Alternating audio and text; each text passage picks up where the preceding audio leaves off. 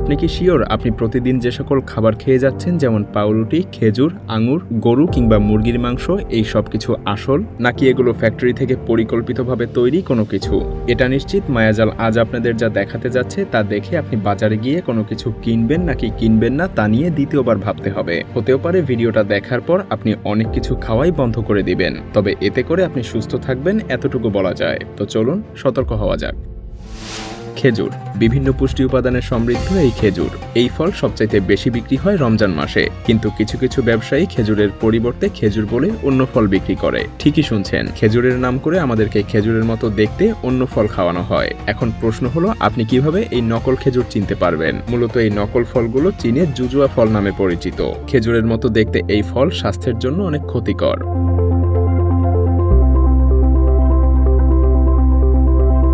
এই ফলগুলোকে প্রথমে গাছ থেকে সংগ্রহ করা হয়, তারপর রোদে শুকিয়ে ফ্যাক্টরিতে নিয়ে পরিষ্কার করা হয়।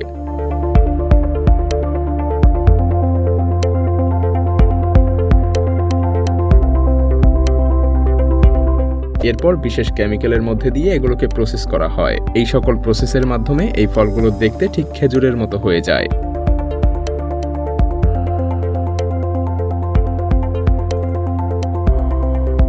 এমনকি স্বাদও পুরোপুরিভাবে খেজুরের মতো হয়। এরপর এগুলোকে আজোয়া খেজুর বলেও বিক্রি করা হয়। আসলে এই ফল চেনার সবচাইতে সহজ উপায় হলো, আসল খেজুরের মতো এই খেজুরে কোনো ভাঁজ থাকে না, আর এর বিচিগুলো অনেক ছোট আকৃতির হয়। আর তাই খেজুর কেনার সময় এই বিষয়ে আমাদের অবশ্যই খেয়াল রাখা উচিত। আমাদের দক্ষিণ এশিয়ার অন্যতম একটা জনপ্রিয় খাবার হলো হালিম। অনেক সময় এসব হালিমে গরুর মাংস ব্যবহার করা হয়, যার প্রতি প্লেট খুব কম মূল্যে বিক্রি করা হয়। অবাক করার ব্যাপার হলো, গরুর মাংসের দাম এতটাই বেশি যে সেখানে এসব বিক্রেতা এত কম মূল্যে কিভাবে বিক্রি করতে পারে। আসলে এগুলোর অনেক মাংসই ডাস্টবিন কিংবা ময়লা আবর্জনা থেকে সংগ্রহ করা হয়। হাটে বাজারে গরু জবাই বা বিক্রির পর যে হাড়গুলো খাওয়ার অযোগ্য অংশ মনে করে ফেলে দেয়া হয়, সেগুলোই একদল লোক সংগ্রহ করে জমা করে। সেখান থেকে মাংসের মতো অংশগুলোকে আলাদা করে সেগুলো আবার কম দামে বিক্রি করে দেয়া হয়, যা দিয়ে পরে এসব হালিম বানানো হয়। তাই নিঃসন্দেহে বলা যায়, এসব মাংস দিয়ে বানানো খাবার স্বাস্থ্যের জন্য মোটেও ভালো না। তবে এটাও মনে রাখা উচিত যে সবাই এমনটা করে না। প্যাকেজড রুটি। খাবার কিনে খাওয়ার সময় আমাদের উচিত সবথেকে বেশি সতর্ক থাকা, কারণ দুর্ভাগ্যবশত আমরা এইসব খাবার খাওয়ার সময় থাকি সবচাইতে বেশি অসচেতন।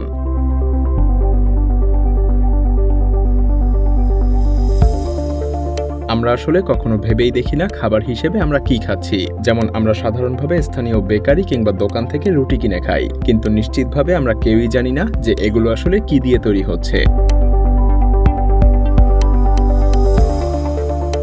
অবাক করা ব্যাপার হলো, কখনো কখনো এতে ব্যবহার করা হচ্ছে মানুষের চুল। আপনি ঠিকই শুনছেন, কখনো কখনো প্যাকেট রুটি তৈরিকারক বিভিন্ন ফ্যাক্টরি এমনটা করে থাকে, কারণ এলসিস্টাইন নামক একটা অ্যামিনো অ্যাসিড রুটিতে মেয়াদ বাড়ানোর জন্য ব্যবহার করা হয়, আর এগুলো মানুষের চুল থেকেই সংগ্রহ করা হয়। এছাড়াও হাঁসের পালক, গরুর শিং থেকেও এই কেমিক্যাল সংগ্রহ করা হয়। চীনের একটা রিসার্চ অনুযায়ী তাদের দেশের অভ্যন্তরে এগুলো বেশিরভাগই আসে তাদের অভ্যন্তরীণ সেলুন থেকে, আর সেটাকে রাসায়নিক মিশ্রণে মিশিয়ে পরবর্তীতে এলসিস্টাইন অ্যাসিডকে আলাদা করা হয়।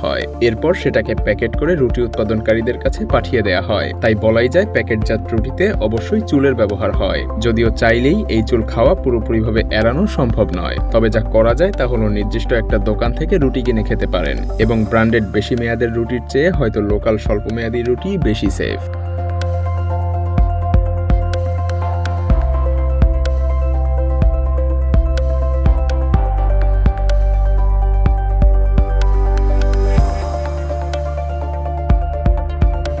আঙুর। আঙুরের মতো দেখতে এই ফলগুলো আসলে আঙুর না, এগুলো বাইরের দেশ থেকে আমদানি করা মনাক্কা ফল। এগুলো দেখতে আঙুরের মতো হলেও এগুলো খেলে যাদের অ্যালার্জি আছে তাদের গলা চুলকানোর মতো সমস্যা দেখা দিতে পারে। বর্তমানে এর দাম আঙুর ফলের অর্ধেক, কিন্তু ব্যবসায়ীরা লাভের আশায় এগুলোকে আঙুরের নামেই বিক্রি করে যাচ্ছে। আসলে আঙুর আর মনাক্কা ফলের সবচাইতে বড় পার্থক্য হলো এর বড় সাইজের বীজ, এবং এর রং হয় বাদামি আর সবুজ। অথচ আঙুরে কোনো বীজ থাকে না, এবং মনাক্কা ফলের সাইজ আঙুরের চাইতে অনেক বড় হয়ে থাকে, প্রায় 2 থেকে থেকে 3 ইঞ্চি পর্যন্ত হয়ে থাকে, আর এগুলো আঙুরের চাইতে অনেক বেশি মিষ্টি।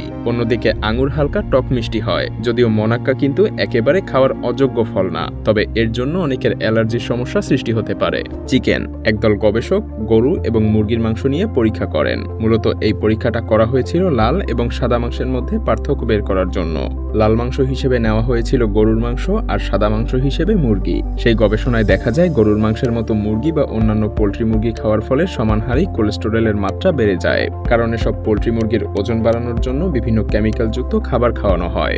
অথচ গবেষকেরা ভেবেছিলেন এই মাত্রা হয়তো গরুর থেকে মুরগিতে কম হবে, কিন্তু বাস্তবে এর উল্টো চিত্র দেখা যায়।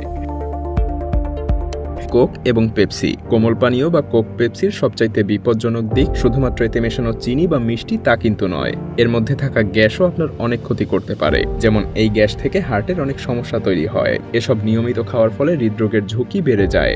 বর্তমান সময়ে এসব পানি এতটাই জনপ্রিয় যে অনেকের কাছে এসব পানীয় ছাড়া তাদের খাবারটাই যেন অসম্পূর্ণ থেকে যায়। তাছাড়া এসব কোমল পানীয়তে বিভিন্ন পদার্থের সংমিশ্রণ থাকে, তার মধ্যে উল্লেখযোগ্য হলো ক্যাফেইন এবং চিনি। এছাড়াও এগুলোর সৌন্দর্য বাড়ানোর জন্য ব্যবহার করা হয় বিভিন্ন প্রকার রং, এবং এসব রং মানব শরীরের কতটা ক্ষতি করে তা হয়তোবা আমরা অনেকেই জানি।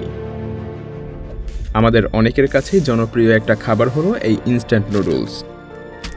ক্ষুধা নিবারণের জন্য তাৎক্ষণিক আর মজাদার খাবার হিসেবে এই নুডলসের কোনো বিকল্প নেই, কিন্তু কিছু ক্ষেত্রে এটা স্বাস্থ্যের জন্য অনেক বেশি ক্ষতিকারক, বিশেষ করে মেয়েদের জন্য। কারণ হার্ভার্ড স্কুল অফ পাবলিক হেলথের একদল গবেষকের রিসার্চে উঠে আসে এসব খাওয়ার ফলে মহিলাদের মধ্যে ওজন বেড়ে যাওয়ার ঝুঁকি 68% পর্যন্ত বেড়ে যায়।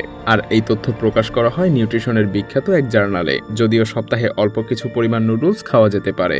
আরও একটা গবেষণায় উঠে আসে এশিয়ানদের মধ্যেই এই নুডলস খাওয়ার প্রবণতা সবচাইতে বেশি। তার মধ্যে সবার উপরে আছে দক্ষিণ কোরিয়া।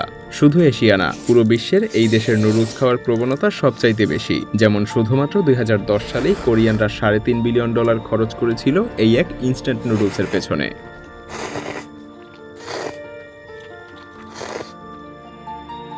প্যাকেজড মাংস। আপনি কি কখনো ভেবে দেখেছেন প্যাকেট করা কিমা মাংসে কেবল এক ধরনের মাংসই থাকে নাকি 5 মিশালি মাংস? মূলত প্যাকেট করা কিমা মাংসের মধ্যে প্রোটিন এবং কোলাজেনের একটা অংশ থাকে। কোলাজেন বলতে বোঝায় মাংসতে হাড় থাকা। তাছাড়া এমনটাও দেখা যাচ্ছে যে কিমা করা মাংসের প্যাকেটের ভেতরে অন্যান্য অনেক মাংস মিশিয়েই বিক্রি করা হয়। যেমন গরুর মাংসের সাথে শূকর কিংবা মুরগির মাংস মিশিয়ে বিক্রির নজিরও বিভিন্ন দেশে দেখা গিয়েছে। অনেক নামি দামি ব্র্যান্ডও আজকাল এসব অসাধু উপায় বেছে নিয়েছে, যা আপনি একটু চোখ কান খোলা রাখলেই দেখতে পারবেন। কারণ একসাথে মেশানো কিমা করা মাংস থেকে সহজেই কেউ 2 ধরনের মাংস আলাদা করতে পারবে না। এতে করে তাদের একদিকে যেমন খরচ কমে আসে, তেমনি অন্যদিকে লাভের পরিমাণও বেড়ে যায়। সাধারণভাবেই গরুর মাংসের তুলনায় মুরগির মাংসের দাম অনেক কম, আর তাই গরুর কিমা মাংসে মুরগির মাংস মেশানো অনেক সহজ।